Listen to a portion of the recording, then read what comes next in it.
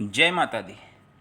ये एक जातक की कुंडली है जिनका जन्म 20/10/1989 को हुआ था।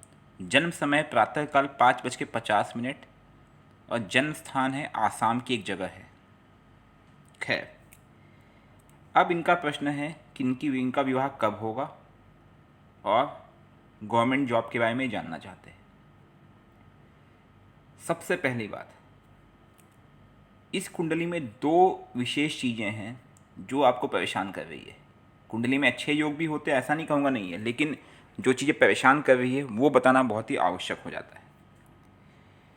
ठीक है, अब हम इस कुंडली की विवेचना करना स्टार्ट करते हैं। लेकिन सबसे पहले, अगर आपको कुंडली देखना नहीं आता है तो आप हमारे चैनल के प्लेलिस्ट में जाइए, उसमें कुंडली देखना सीखे प्लेलिस्ट है, उसे देखिए। उससे आपको कुंडली देखना आ जाएगा, सब चीज़ें समझ में आएगी कुंडली कैसे देखा जाता है। अब इस कुंडली की बात करें, ये तुला लग्न की कुंडली है। तुला लग्न की कुंडली इसलिए कि लग्न स्थान में 7 नंबर लिखा है। नीचे टेबल देखिए, 7 नंबर अर्थात तुला राशि, जिसके स्वामी शुक्र देवता है, अर्थात लग्नेश कौन हुए? शुक्र। अब लग्नेश शुक्र बैठे कहाँ? धन के स्थान में बैठे हैं। बहुत अच्छा योग है, आपको धन बहुत लाएगा। लग्नेश का द्वादश भाव में बैठना बहुत ही अच्छा योग कहलाता है। द्वादश भाव मतलब जहाँ पे 8 नंबर लिखा है, इसमें कोई शक व संशय नहीं है। ठीक है, अब मैं द्वादश भाव की बात करता हूँ। वहाँ पे 8 नंबर लिखा है, उसके स्वामी कौन है? मंगल है। यहाँ एक्चुअल परेशानी स्टार्ट होती है। 8 नंबर के नीचे का टेबल देखिए, 8 नंबर के स्वामी भी मंगल है और 1 नंबर के स्वामी भी मंगल है। 1 नंबर मेष राशि मंगल, 8 नंबर वृश्चिक राशि मंगल। 8 नंबर कहाँ लिखा है? धन के स्थान पे। और 1 नंबर कहाँ लिखा है? पत्नी साझेदार व्यापार के स्थान पे। और मंगल बैठा कहाँ है? द्वादश भाव में बैठा, जहाँ पे 6 नंबर लिखा है उसको मैंने गोल कर दिया क्योंकि वो अस्त हो चुका है। आप कुंडली के बगल में हमने डिग्री दिखाई हुई है, जिसमें देखेंगे सूर्य 3 डिग्री पे है, मंगल 26 डिग्री पे है। अब आप बोलेंगे सूर्य और मंगल में अलग बहुत अंतर है। नहीं, अंतर नहीं है। सूर्य लग्न में बैठा हुआ है और जो मंगल है वो द्वादश भाव में बैठा हुआ है, दोनों अलग अलग भाव में है। तो इनके बीच का डिफरेंस जो है मात्र 60 डिग्री है। बोलो कैसे? सूर्य 3 डिग्री पे है, मंगल 26, 26 + 4 30। एक भाव केवल 30 डिग्री का होता है, 30 डिग्री के बाद वापस जीरो से स्टार्ट होता है। फिर मतलब 30 - 26 4 डिग्री प्लस 3, सूर्य का 3, 7 डिग्री का अंतर है। इसका मतलब मंगल अस्त हो चुका है। मंगल आपके सप्तमेश है। मंगल कहीं ना कहीं एक कारक ग्रह है जो आपको एक शक्ति देता है। और सप्तमेश का अस्त हो जाना, धनेश का अस्त हो जाना एक प्रकार से एक ऐसा योग है जो आपको धनहीन बना देता है, प्लस मतलब धन में दिक्कत आता है, प्लस विवाह में भी दिक्कत बन रही है। तो एक्चुअल प्रॉब्लम कहाँ से है? मंगल से है। देखिए, कुंडली में लग्नेश का धन के सामने बैठना बहुत ही अच्छा योग कहलाता है। उसका तात्पर्य यह है कि व्यक्ति को बहुत धन मिलेगा, अपार संपत्ति मिलेगी, अपार पैसा मिलेगा। लेकिन उसको खंडन किसने किया? मंगल ने किया। लेकिन कंडीशन अप्लाइड वो तभी मिलेगा अगर आप मंगल का उपाय करेंगे। तो अगर मंगल कमज़ोर पड़ गया तो मंगल का घर, मंगल अपने घर को देख ही नहीं पाएगा, वो कमज़ोर है, क्या करेगा वो बेचारा। तो इस कुंडली का सबसे पहला दोष जो आपका विवाह नहीं होगा उसके लिए मंगल है। इसके लिए आप मंगलवार का उपवास करें, हनुमान मंदिर नित्य जाया करें और मंगलवार के लिए मंगल के मंत्र का जाप प्रातःकाल करें। ओम भूम भौमाय नमः। हनुमान चालीसा का पाठ भी करें रोज, इससे मंगल कंट्रोल होगा। अब इसमें एक प्रश्न उठ सकता है, क्या इसमें मूंगा पहना जा सकता है? देखिए, मूंगा ट्राई करने की बात है क्योंकि मंगल यहाँ पे मारक है, आपको समझना होगा।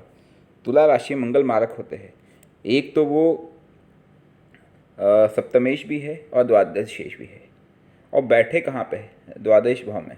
वो आपको हानि पहुँचा देंगे। तो मैं तो वैसे 90% श्योर हूँ कि मंगल के लिए आपको मूंगा नहीं पहनना चाहिए, लेकिन सूट करने की बात है क्योंकि क्या होता है कि इसमें और भी नक्षत्र, कई चीज़ें देखी जाती है जो हम नहीं देखे। इसका कारण है कि अगर वो सब देखने लगे तो एक कुंडली में ही कम से कम 5-6 घंटे लग जाएंगे। लेकिन अगर आप मूंगा ट्राई करते हैं मंगल के लिए तो देखिए, मूंगा इतना महंगा नहीं आएगा। आप एक लो क्वालिटी का मूंगा ले लीजिएगा और आपके वेट के हिसाब से, जैसे अगर आपका 60 से 70 किलो वजन होगा तो लगभग 6.5-7 रत्ती का मूंगा आएगा। मूंगा ट्राई कीजिए, अगर वो सूट कर गया तो 10-15 दिन में पता चल जाएगा। अगर वो नुकसान पहुंचाने लगे या सूट नहीं कर रहा है तो मत पहनना। उसको सूट पहनते अगर विवाह के कुछ रिश्ते आने लगे, काम बनने लगे, कहीं धन में लाभ हो गया तो समझ लेना आपको सूट कर गया है, एल्स आप निकाल देना। वो एक रिस्क है आपका 2,500-3,000 का। ठीक है, लेकिन मेन प्रॉब्लम आपकी मंगल से ही है। बाकी मैंने जो अन्य उपाय बताए हैं मंगल के, वो अवश्य कीजिएगा आप। ठीक है। अब मैं तीसरे भाव की बात करूँ। तीसरा भाव जहाँ पे 9 नंबर लिखा है, इसके स्वामी कौन है? गुरु बृहस्पति। बृहस्पति भी इस कुंडली में मार्गकेशी होते हैं। वो बैठे कहाँ हैं? बृहस्पति कहाँ बैठे हैं? वो बैठे भाग्य भाव में, जहाँ पे 3 नंबर लिखा हुआ है। तो ये अच्छी चीज़ है। पराक्रमेश जाके बैठ जाना भाग्य में, ये आपके भाग्य के कारक होंगे, कहीं ना कहीं आपकी सहायता करेंगे जरूर। अब हम बात करते हैं चौथे और पाँचवें भाव की। चौथा पाँचवा भाव 10 नंबर 11 नंबर जिसके स्वामी शनिदेव है। शनिदेव पराक्रम में बैठे, वो ये दिखाता है कि आप बहुत मेहनत करते हो, कोशिश करते हो। ये आपकी कोशिश की पराकाष्ठा दिखाता है, क्योंकि शनि जो मेहनत कराते हैं। और इस समय शनि की महादशा चल रही है। शनि की महादशा चल रही। शनिदेव इस कुंडली में लग्नेश के मित्र भी है। ठीक है। और शनि की महादशा रहेगी फरवरी 2033 तक। अब शनि की 3 दृष्टियां हैं। शनि की 30वीं दृष्टि, 7वीं दृष्टि और 10वीं दृष्टि। हमने तीनों दृष्टि यहाँ पे दिखाई हुई है। 9 नंबर में बैठ के वो 11 नंबर पे देखेंगे, फिर 3 नंबर जहाँ पे लिखा वहाँ देखेंगे, और जहाँ पे 6 नंबर लिखा है द्वादश भाव, वहाँ पे देखेंगे। तो शनि की दृष्टि मंगल और बुध पे पड़ रही है। ये कहीं ना कहीं कारक नहीं होगा, ये भी एक कारण है, कहीं ना कहीं नेगेटिव बन जाता है। दूसरी, शनि की दृष्टि चंद्र गुरु पे पड़ रही है, तो आपको मन में कहीं ना कहीं डिस्टर्बेंस क्रिएट करेगा। शनि की दृष्टि अगर चंद्र पे पड़ जाए तो वो मानसिक तनाव क्रिएट करता है, क्योंकि शनि की दृष्टि बहुत ही उग्र होती है। ठीक है। और शनि की एक दृष्टि पड़े खुद के घर में, विद्या संतान के घर में, ये अच्छी चीज़ है। इसलिए आपको शनि के मंत्र का जाप करना चाहिए। नित्य शनि मंदिर जाए, खास करके शनिवार के दिन। ये बहुत ही अति अति अति आवश्यक है। ये आपके इस समय कुंडली के प्रधान हैं, इनको आप नाराज बिल्कुल नहीं कर सकते, ताकि ये आपके भाग्य को साथ दे और आपको लॉस ना दे। और प्लस मंगल कारक है इस कुंडली में, सप्तमेश और द्वादश होने का विवाह का, तो वो भी एक कारण है कि शनिदेव उसमें भी विघ्न डालेंगे। इसलिए आपको शनि को संभालना ही होगा। तो अगर विवाह करना है तो मंगल और शनि दोनों को संभालना पड़ेगा, वरना दिक्कत हो जाएगी। ठीक है। अब बात करते हैं चौथे भाव में राहु खुद बैठे हुए हैं। राहु आपको पता है कैसे ग्रह है? मकर राशि में। अब हम छठे भाव की बात करते हैं, जिसके स्वामी बृहस्पति, वो भाग्य में जाके बैठे। बृहस्पति का हमने आपको बता दिया कि उनकी दशा में वो भी आपको परेशान करेंगे। उस समय आपको बहुत स्पिरिचुअल होना पड़ेगा। सप्तम भाव आपका अस्त है, मंगल अस्त है, जो कि विवाह के कारक है। सप्तमेश अस्त है, ये आपके लिए मेन प्रॉब्लम क्रिएट कर रहा है। तो एक सप्तमेश अस्त, एक शनि की दशा है, दोनों मिल करके दिक्कत बना रहे हैं। कहीं ना कहीं इसमें आपको फाइनेंशियल लॉसेस भी होते होंगे, इसका कारण बन रहे हैं शनिदेव। लेकिन हाँ, उसको संभाल भी रहा है बुध। आगे बढ़ते हैं हम लोग। उसके बाद लग्नेश का और एक घर है अष्टम भाव, लेकिन लग्नेश होने के कारण अष्टम भाव का इसमें दोष नहीं लगता है। हालांकि वो धन भाव में बैठे हैं और धन भाव से वो खुद के घर को देख सकते हैं, तो इसमें कोई विशेष दिक्कत नहीं है। अब हम बात करते हैं भाग्य के भाव की, जहाँ पे 3 नंबर लिखा है, और द्वादश भाव जहाँ पे 6 नंबर लिखा है। 3 नंबर 6 नंबर दोनों के मालिक बुध देव है। बुध देव उच्च के होकर के द्वादश भाव में बैठे हुए हैं, क्योंकि वो खुद के घर में बैठे हुए बुध देव, तो ये इस घर को संभालेंगे भी। कई बार कहेंगे कि यहाँ पे नुकसान होगा, नहीं, ये आपकी मदद करेंगे। लेकिन दिक्कत कहाँ हो रही है कि मंगल यहाँ पे अस्त हो रहा है। जब मैं 10वें भाव की बात करता हूँ, जहाँ पे 4 नंबर लिखा है, उसके मालिक चंद्र है, और चंद्र आकर के इस कुंडली में बैठ जाते भाग्य में, वो भी गुरु के साथ। गुरु चंद्र की जो जोड़ी होती है वो बनाती है क्या, आपको भी पता है? एक ऐसा योग बनाती है, एक ऐसा गजकेसरी योग बनाती है, भाग्य भाव में बहुत ही शुभ होता है। लेकिन वो मित्र वो किसके घर में बैठे? बुद्ध के घर में बैठे। चंद्र और बुद्ध की मैत्री नहीं है, ये भी एक विचार करने वाली बात है। खैर, जब उनकी दशा होगी तब हम इन पर विचार करेंगे, अभी इस समय मेरे लिए वो मेजर इशू नहीं है। एकादश भाव की बात करें, जहाँ 5 नंबर लिखा है, उसके मालिक सूर्य देवता है। सूर्य देवता लग्न में जाके बैठ गए। सूर्य का लग्न में बैठना बहुत ही योग कारक माना जाता है, लेकिन इस कुंडली में सूर्य नुकसान कर रहे हैं। वो लाभ के कारक है, लेकिन लाभ तो दे नहीं, वो नुकसान ही कर रहे हैं। कारण है क्योंकि सूर्य नीच के होकर बैठ गए। नीच का सूर्य हमेशा नुकसान करेगा। तो क्या किया जाए? सूर्य के मंत्र का जाप किया जाए, प्लस सूर्य का दान जो हुई है, जैसे गेहूँ, गुड़ इत्यादि ये चीज़ें। आप गेहूँ का दान रविवार के दिन करें, क्योंकि आप मंगलवार का उपवास ऑलरेडी रख रहे हैं, इसलिए मैं आपको सूर्य का उपवास नहीं कह रहा हूँ। तो अगर संभव है तो आप अगर हफ्ते में 2 दिन कर सकते हैं तो फर्स्ट प्रायोरिटी मंगलवार रखना ही रखना है आपको। और दूसरा है सूर्य का उपवास रविवार के दिन, संभव है तो आपके लिए, नहीं है तो मंगलवार फिक्स रखिए आप। एक टाइम भोजन कीजिए रात के समय, एक टाइम भोजन नहीं करेंगे, हल्का एक आधा फल खा सकते हैं आप एक टाइम, लेकिन जो रात का भोजन होगा उसमें भी नमक नहीं चाहिए, हल्का सा मीठा भोजन और कोई एक भोजन, जैसे कि चपाती बना ली, चपाती आपने दही के साथ खा लिया, किसी मीठी चीज़ के साथ खा लिया, दैट्स इट, दूध के साथ खा लिया, इतना ही कर सकते हैं आप, एक दिन का फास्ट मंगलवार के दिन।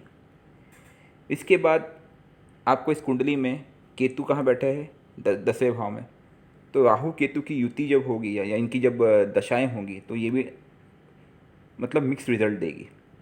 लेकिन इस समय प्रॉब्लम है कि शनि की दशा चले जो 2033 तक है, उसके बाद बुधदेव आ जाएंगे। बुध के परिणाम तो फिर भी ठीक रह सकते हैं, लेकिन शनि इस समय कारक है, तो आपको मंगल और शनि का मंत्र जाप करना है। मंगल का मंत्र है ओम भोम भोमाय नमः, सूर्य का मंत्र ओम अंगारकाय नमः, शनि का मंत्र ओम शनि शनिश्चराय नमः, शुक्र का मंत्र है ओम शम शुक्राय नमः। शुक्र मैंने इसलिए दिया है क्योंकि शुक्र कहीं ना कहीं विवाह के कारक होते हैं, आपके लग्नेश भी है और उनकी इस समय अंतरदशा चल रही है। अब आपने पूछा था कि मेरा विवाह का योग कब बनेगा, इससे बेहतर योग नहीं बन सकता विवाह का। एक योग अभी है 2024 तक जनवरी, और दूसरा योग बनेगा 2026 अगस्त से लेकर के 2027 सितंबर आपकी कुंडली के हिसाब से। तो मैं तो यही कहूँगा कि आप प्रयत्न करें, मंगल का उपाय और शनि का उपाय अनिवार्य है, प्लस सूर्य का भी करें क्योंकि सूर्य नीच का होकर के लग्न में बैठा हुआ है, इससे आपको रिजल्ट 100% आएगा। दूसरी चीज़, मंगल नवमास में भाग्य का कारक है और मंगल के साथ शनि बैठा हुआ है, तो समझ लो कि अगर आपने मंगल और शनि का उपाय किया तो नवमास भी दिखा रहा है कि भाग्य का कारक है वो, और ये दोनों अगर कंट्रोल हो गए तो इससे आपको डेफिनेटली लाभ मिलना है। मंगल का मंत्र, शुक्र का मंत्र, सूर्य का मंत्र जाप प्रातः काल करना है सुबह सुबह, शनि के मंत्र जाप शाम के बाद करना है संध्या काल के बाद। एक माला मंत्र जाप करने को मुश्किल से 2 मिनट लगते हैं, सुबह 5-6 मिनट, शाम को 2 मिनट, इतना समय आप बिल्कुल निकाल सकते हैं और दिल से करेंगे तो देखिए रिजल्ट बिल्कुल आएगा, हमने देखा हुआ है। साथ ही क्योंकि शनिदेव की महादशा चल रही है, तो अगर आप शिव पूजा करते हैं, डेली शिव मंदिर जाते हैं, तो ये भी आपको राहत देगा, अच्छे परिणाम देगा।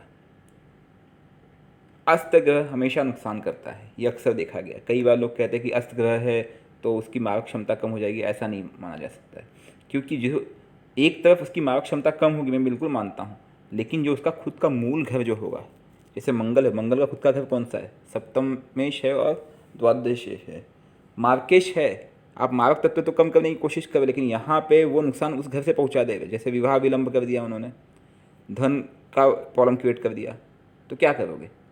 तो इसके लिए कभी भी कोई ग्रह अस्त ठीक नहीं माना जाता है ज्योतिष शास्त्र के अनुसार। तो आपको मंगल का उपाय अति अति आवश्यक है। हनुमान मंदिर होगा, आप नित्य जाया कीजिए, मंगलवार का उपवास कीजिए, प्लस शनिवार को शनि मंदिर जाइए और शनि का उपाय कीजिए। आसपास में शिवलिंग होगा, डेली शिव जी को से मुलाकात कीजिए।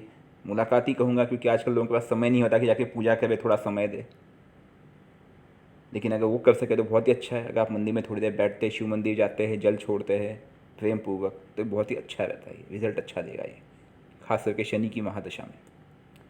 ये सब आप उपाय कीजिए। रुद्राक्ष मैंने आपको सजेस्ट नहीं किया, लेकिन आप पहनना चाहे तो 1 मुखी रुद्राक्ष प्लस 7 मुखी रुद्राक्ष, ये दोनों आप धारण कीजिए, इससे आपको रिजल्ट आएगा। लेकिन हाँ, ये भी है कि एक सूर्य का है, दूसरा शनि का है, तो आप बेहतर है कि क्योंकि शनिदेव की महादशा चल रही है, तो 7 मुखी रुद्राक्ष धारण कर लो, ज़्यादा बेहतर रहेगा, ये आपको ज़्यादा बेटर रिजल्ट दे सकता है। आपके कोई भी अन्य प्रश्न होंगे आप नीचे कमेंट में अवश्य डालिएगा। और एक चीज़ और, आपके आसपास कोई मंदिर होगा, आप वहाँ जाइए, कम से कम 11 रुपये, 21 रुपये, 51 रुपये, जो आपकी श्रद्धा है आप वहाँ पे दान करिए और उनसे प्रार्थना कीजिए मंदिर में, जैसे हनुमान मंदिर हो, शिव मंदिर हो, कि महाराज हमारी सहायता करें। दूसरी चीज़, आप मंदिर में दान करने के साथ साथ थोड़ा कपूर लेके जाइए और वो कपूर जलाए, मतलब पूजा करने के बाद पश्चात वहाँ पे कपूर देवी देवताओं का आह्वान करके जला दीजिएगा। और संभव है आपका बजट अलाउ करता है तो किसी ना किसी गरीब को जो असहाय हो उसको भोजन करा दीजिएगा, उसको कंबल कपड़े इत्यादि आप दिला दीजिएगा। पैसे हम सजेस्ट नहीं करते कि पैसे का दुरुपयोग होता है, लेकिन आप उनकी पर्सनल लेवल पर सहायता करें उनकी आवश्यकता के लिए। जय माता दी।